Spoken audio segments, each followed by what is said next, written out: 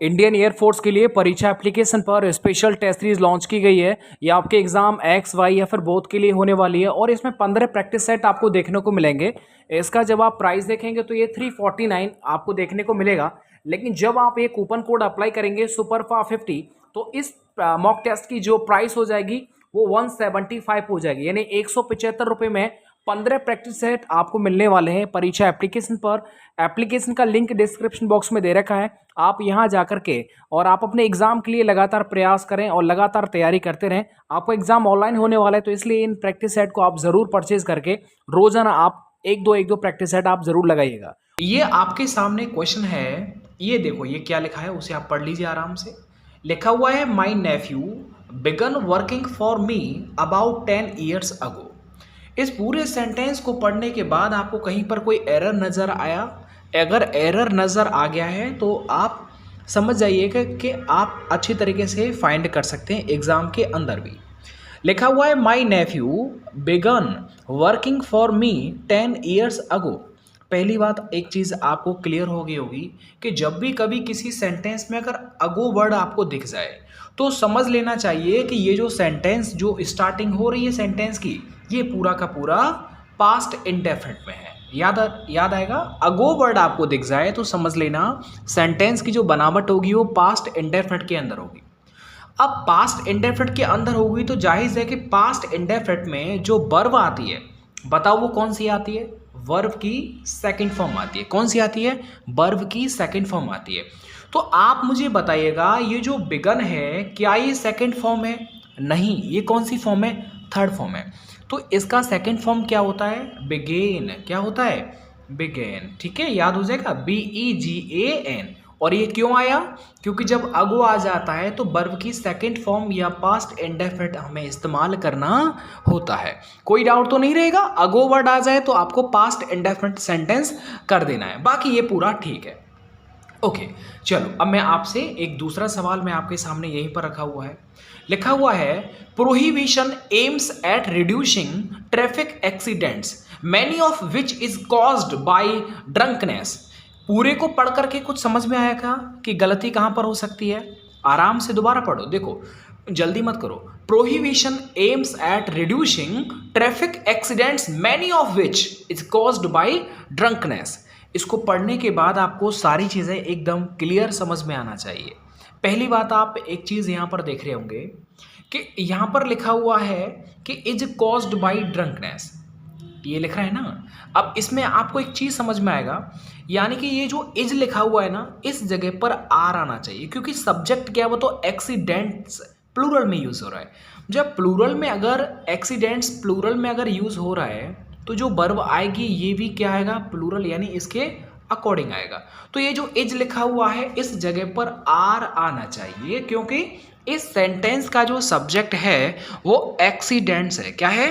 Traffic accidents है, और ये प्लूरल है। तो प्लूरल होने की वजह से वर्ब जो आएगी वो भी प्लूरल हो जाएगी। तो आप अपना स्कोर मुझे बताते जाएगा, पहला आपने क्या किया था और दूसरा आपने क्या किया। ये आपका एकदम टेस्ट चल रहा है, ठीक है, याद रहेगा। प्रोहिबिशन एम्स एट रिड्यूसिंग, ये तो इसका सब्जेक्टिव फ्रेज हो गया। Traffic accidents many of which is caused, नहीं, accidents many of which are caused. तो ये सारी चीजों को आपको याद कर लेना। चलो अब मैं आपसे एक और पूछ लेता हूं, 302 क्वेश्चन है ये। अच्छा, Shobha is living in Chennai since 1987। इसको पढ़ने के बाद आपको एक टेंस याद आ गया होगा, और ये टेंस का बना हुआ है। हमेशा हमेशा याद रखना कि कभी भी अगर आपसे सिंस फॉर का अगर कोई सेंटेंस आ जाता है तो दो चीज़ें याद रखना, इसमें जो टेंस जो होता है वो प्रेजेंट परफेक्ट कंटिन्यूअस टेंस ही आपको इस्तेमाल करना है। तो इसलिए सोबा सिंगुलर है, तो सिंगुलर होने की वजह से हम यहाँ पर कर देंगे हैज़ बीन। क्या हो जाएगा? हैज़ बीन हो जाएगा, याद हो जाएगा। क्योंकि सोबा जो है एक लड़की है, ए सिंगुलर है, और सिंगुलर होने की वजह से हैज बीन प्लस आईएनजी इस्तेमाल होता है। कब? जब आपको सेंटेंस में सिंस फॉर प्लस टाइम अगर यहां पर दे रखा हो तो आपको वर्ब के तौर पर 101% आपको has been ING, have been ING, इन दोनों में से इस्तेमाल करना है। सर हैव बीन क्यों नहीं आया? क्योंकि अगर ये प्लूरल होता तो फिर हो जाता हैव बीन। याद हो जाएगा, इसमें कहीं पर भी कोई गलती नहीं है। एक और बात याद रखना, 1987 एक निश्चित समय, इसलिए यहां पर सिंस आ गया, यहां पर भी गलती बन जाती है। तो दोनों चीजों को आप याद रखिएगा। आपका मैं टाइम वेस्ट बिल्कुल नहीं करूंगा, वीडियो चालू हो गया मतलब इसमें सिर्फ पढ़ाई की बातें होंगी। पूछा गया है, एक और क्वेश्चन है कि he studied so hardly he was sure of passing. He studied so hardly he was sure of passing. क्या इसमें आपको कहीं कोई गलती नजर आ रही है क्या? बताओ जल्दी से। सर हमको बिल्कुल जो है वो गलती नजर आ रही है। अब गलती क्या है इसमें ये आपको बताना है। देखिए सर, सो हार्डली नहीं होता, क्या बोला? सो हार्डली नहीं होता, सो हार्ड होता है। क्या होता है? सो हार्ड होता है। तो याद रखने से कहते हैं ना कि I work so hard, I work so hard, so hardly नहीं होता।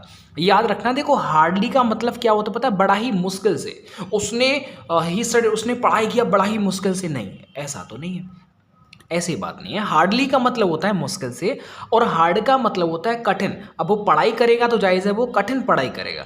आपको समझ में आना चाहिए, प्रश्न के अंदर कठिन परिश्रम की बात हो रही है, तो इसलिए कठिन परिश्रम का अगर सेंस आ रहा है तो हार्डली नहीं आएगा, हार्ड आएगा। ये सारी चीज़ें आप याद रखिए, इसलिए हार्डली की जगह पर हार्ड आ जाएगा।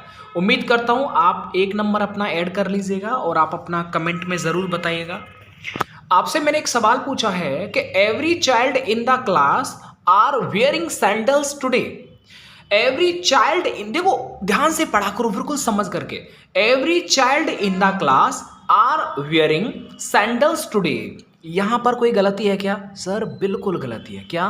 बिल्कुल गलती है। और वो कौन सी गलती है वो बताता हूं, देखिएगा।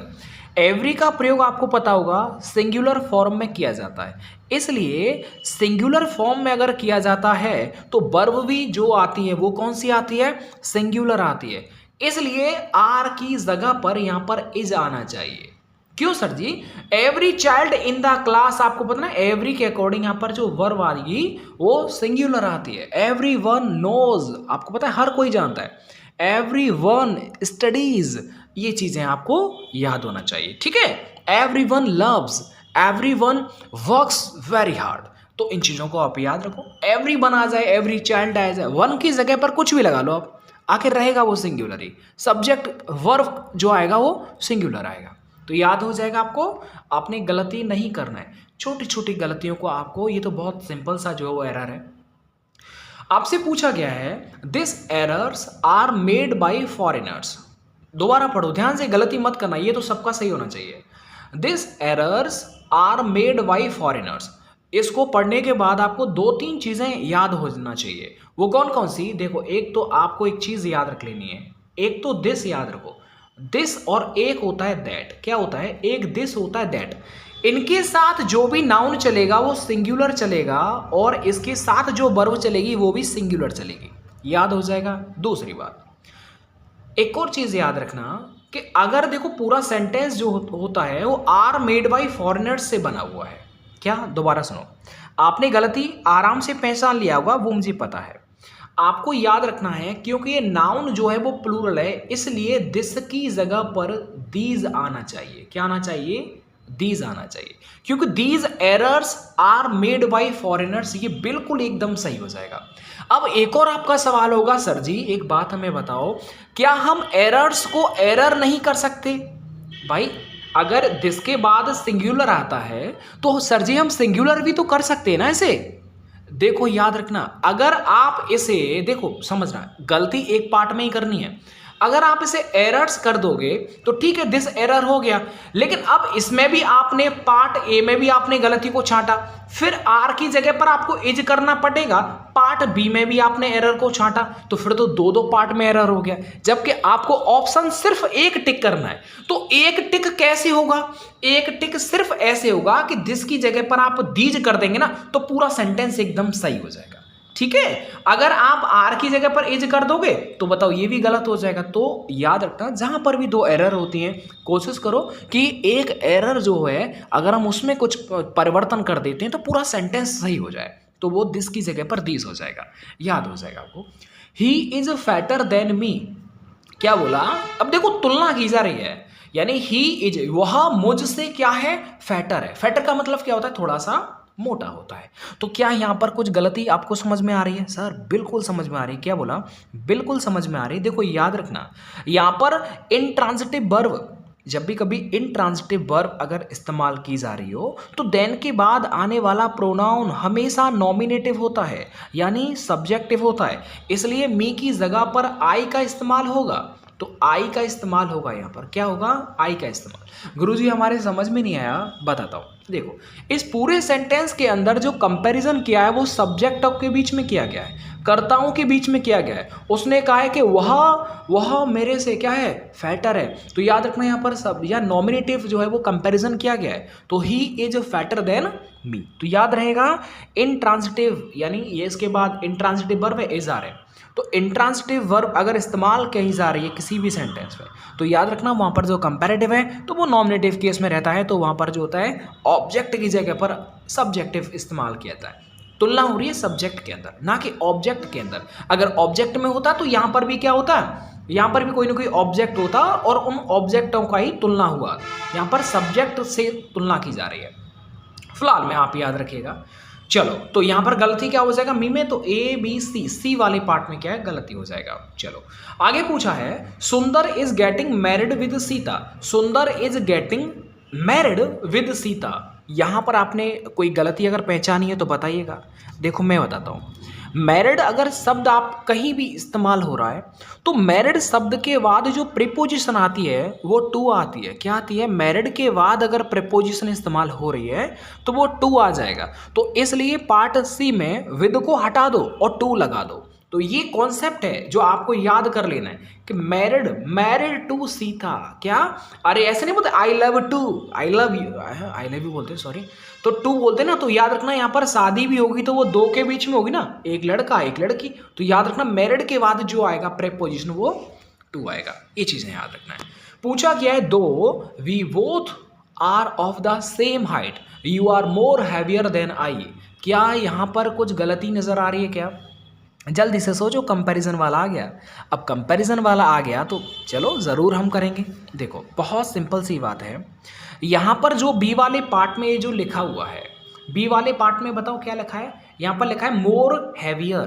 क्या ये मोर हैवियर यहाँ पर सही है? मैंने हिंट दे दिया, मोर हैवियर क्या ये सही है? नहीं नहीं, यहाँ पर आना चाहिए मोर हैवी, या फिर खाली हैवियर का इस्तेमाल कर सकते हैं। लेकिन ये जो लिखा हुआ है मोर देखो ये भी मोर कंपैरेटिव इस्तेमाल हो रहा है, ये भी कंपैरिजन में इस्तेमाल। अरे भैया मोर मोस्ट तो तब इस्तेमाल करते हैं जब ऐसा कोई एडजेक्टिव जिसका कंपैरेटिव नहीं बनाया जा सकता। तो इसका कंपैरेटिव भी बन सकता है। क्या? हैवी का हैवियर बन जाएगा, तो खाली मोर हटा दो। ओके, अगर आप हैवियर नहीं करना चाहते हो तो क्या होगा? तो फिर आपको मोर इस्तेमाल करना पड़ेगा। इन सारी चीज़ों को आपको याद कर लेना है, ठीक है भैया। या तो आप जो है याद रखना मोर के बाद हैवी, इन सारी चीज़ों को थोड़ा सा आप याद रखो। 100 की बात अगर आप फिर भी नहीं समझ पाए तो कोई बात नहीं है, आप यहाँ से मोर को हटा दीजिएगा, क्योंकि जब कंपैरेटिव बन रहा है तो फिर आगे उसकी ज़रूरत नहीं है हमको। तो इसलिए याद रखना यहाँ पर मोर नहीं आएगा, हैवियर आ जाएगा। चलो आगे देखिए, जैसे मोर इंटेलिजेंट होता है। अब इंटेलिजेंट का में ER तो नहीं लगता, इसलिए हमने मोर लगा दिया। तो यहाँ पर मेरी बात 100 का मतलब एक है कि यहाँ पर मोर नहीं आएगा, क्योंकि हैवी का कंपैरेटिव हैवियर होता है। तो यहाँ पर मोर हटा दीजिएगा, ये चीज़ सही बात है। आगे देखिएगा, on entering the crowding room I could not see one person whom I new.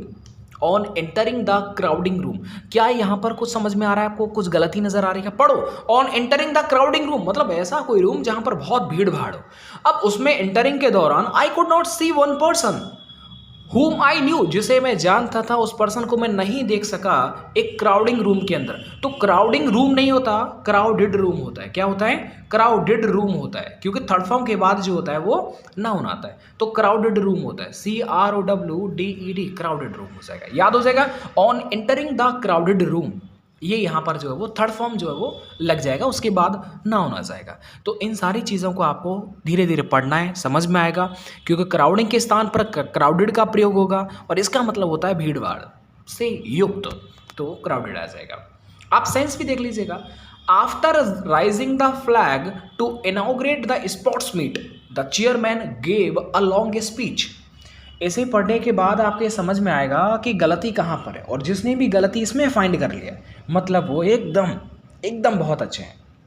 आपको मैं बताता हूँ, इसे पूरे को पढ़ो तो इसे आप आराम से पढ़िएगा, समझ में आएगा। देखो यहाँ पर लिखा है, सिंपल सी बात है, after rising the flag to inaugurate the sports meet the chairman gave a long speech. याद रखना इसमें बहुत ही जो है थोड़ा डिफिकल्ट एरर है, और वो है फर्स्ट वाले में। देखिएगा दोनों चीज़ों को आप थोड़ा याद रखना। यहाँ पर जो ये लिख रहा है ना राइजिंग, क्या लिख रहा है, राइजिंग लिख रहा है, और एक होता है रेजिंग। क्या होता है, एक होता है राइजिंग और एक होता है रेजिंग। तो स्पेलिंग याद रखना, रेजिंग RAISING, रेजिंग होता है। इन दोनों में अंतर क्या होता है, देखो इसकी जगह पर ये इस्तेमाल होगा, और वो क्यों होगा, क्योंकि देखो दोनों का मतलब क्या होता है, फ्लैग को, किसी भी चीज़ को ऊपर उठाना, रेज करना, ठीक है। तो राइजिंग, अच्छा यहाँ पर रेजिंग क्यों होगा, क्योंकि रेजिंग अगर इस्तेमाल हो रहा है तो इसके बाद कोई ऑब्जेक्ट आना चाहिए। जैसे द फ्लैग है, ये ऑब्जेक्ट है इसका, तो ये एकदम सही है। लेकिन अगर ये इस्तेमाल हो रही है तो इसके बाद कोई ऑब्जेक्ट नहीं आता है। ये अगर ये नहीं है तो ठीक है। अगर ये फ्लैग दे रखा है, ऑब्जेक्ट दे रखा है, तो इस वाली राइजिंग का इस्तेमाल नहीं, रेजिंग का इस्तेमाल होता है। तो इसको थोड़ा सा आप याद रखना। तो फाइनली आपका ए वाले पार्ट में क्या हो जाएगा, गलती हो जाएगा 10 वाला। तो आप नंबर बताना मुझे आया है कि नहीं आया। If you're coming home tomorrow let me know at what time I can expect you. If you're coming home tomorrow let me know at what time I can expect you. इसे पढ़ने के बाद आपको एक ही बार में समझ में आ गया होगा कि ये कंडीशनल सेंटेंस है, और कंडीशनल सेंटेंस में इफ़ योर नहीं, देखो योर नहीं आना चाहिए, यहाँ पर आना चाहिए इफ़ यू आर। क्या आना चाहिए, योर की जगह पर अगर यू आर कर देते हैं तो ये सेंटेंस एकदम से सही हो जाएगा। तो आप याद रखना कि क्योंकि प्रेजेंट कंटिन्यूअस में है, ठीक है, प्रेजेंट टेंस है एक तरह से कंडीशनल में, तो योर के स्थान पर यू आर लिख दो तो ये पूरा सही हो जाएगा। If you are coming home tomorrow let me know at what time I can expect you, तो ये यहाँ पर यू आर आ जाएगा। देखता हूँ आपका स्कोर कितना है। जिनका भी जो है 8/11 आया है, मतलब वो सच में अच्छे हैं इंग्लिश के अंदर। इसी तरह से मैं आपको बता दूं, ये आपका क्या था, ये आपका डे फर्स्ट था, और डे फर्स्ट के अंदर आप अपना स्कोर आप ज़रूर कमेंट करिएगा। कल नए चैप्टर के साथ में नए आपको जो क्वेश्चंस देखने को मिलेगा, तो चैप्टर वाइज ये चल रहा है, आपके एग्ज़ाम तक चलेगा। अपना सपोर्ट बनाए रखें और मेहनत करें, बस मैं ये कहना चाहूँगा। थैंक यू, और लाइक एंड शेयर ज़रूर करें अपने दोस्तों तक पहुँचा करके, इस वीडियो को ज़रूर जो है उन तक पहुँचाइएगा, और बिना लाइक किए आपको नहीं जाना है। Thank you so much.